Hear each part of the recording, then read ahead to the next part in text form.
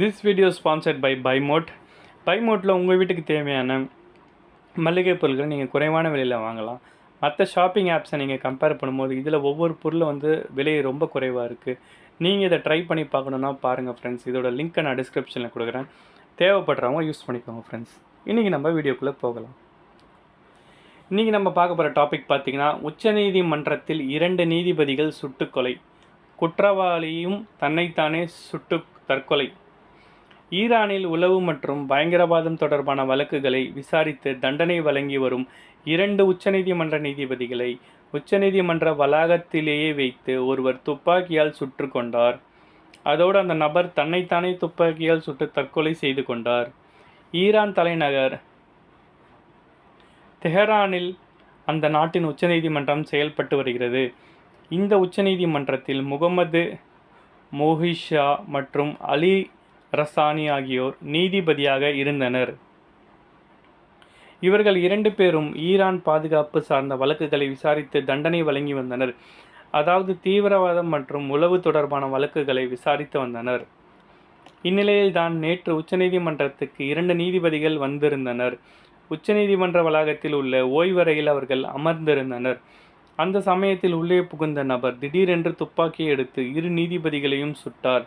இதில் நீதிபதிகள் முகமது மொஹிஷா, அலி ரசானி ஆகியோர் குண்டு காயமடைந்து இறந்தனர். ஒரு நீதிபதியின் பாதுகாவலரும் காயமடைந்தார். இதையடுத்து அங்கிருந்து மர்ம நபர் வேகமாக வெளியே ஓடினார்.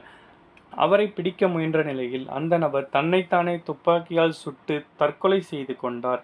இந்த சம்பவம் ஈரானில் பெரும் அதிர்வலையை ஏற்படுத்தியுள்ளது. அதோடு தற்போது சுட்டுக் கொல்லப்பட்ட நீதிபதிகள் முகமது மொஹிசா மற்றும் அலி ரசானி ஆகியோர் தீவிர அடிப்படைவாத கொள்கைகளை கொண்டவர்கள். இவர்கள் பலருக்கும் கடும் தண்டனைகளை வழங்கி வருவதை வாடிக்கையாக கொண்டு செயல்பட்டு உள்ளனர். இருப்பினும் தற்போது 2 நீதிபதிகள் எதற்காக துப்பாக்கியினால் சுட்டுக் கொல்லப்பட்டனர்? இந்த படுகொலை சம்பவத்தின் பின்னணியில் யார் உள்ளனர் என்பது இன்னும் தெரியவில்லை. இது பற்றி ஈரான் போலீசார் விசாரணை தொடங்கியுள்ளனர்.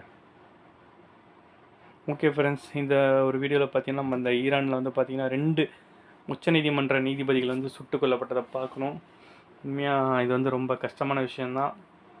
நம்ம நாட்டில் பார்த்திங்கன்னா அந்தளவுக்கு இல்லை. நீதிபதிக்கெலாம் ஓரளவுக்கு பாதுகாப்பு இருக்குது. ஆனால் ஈரானில் அந்த மாதிரி ஒரு தீவிரவாதிகள் இருக்க ஒரு இடத்துல பார்த்திங்கன்னா பாதுகாப்புகள் இருந்தும் பார்த்திங்கன்னா 2 நீதிபதிகளை சுட்டிருக்காங்கன்னா இது ரொம்ப பெரிய ஒரு விஷயம். சீக்கிரமாக அந்த சுட்டவர்களுக்கு பின்னாடி யார் இருக்கா என்னன்னு கண்டுபிடிச்சி கண்டிப்பாக அவர்களுக்கு தண்டனை வழங்கப்பட வேணும். ஃப்ரெண்ட்ஸ், இந்த வீடியோ உங்களுக்கு பிடிச்சா லைக் பண்ணுங்கள், ஷேர் பண்ணுங்கள், கமெண்ட் பண்ணுங்கள், சப்ஸ்கிரைப் பண்ணுங்கள். தேங்க்யூ.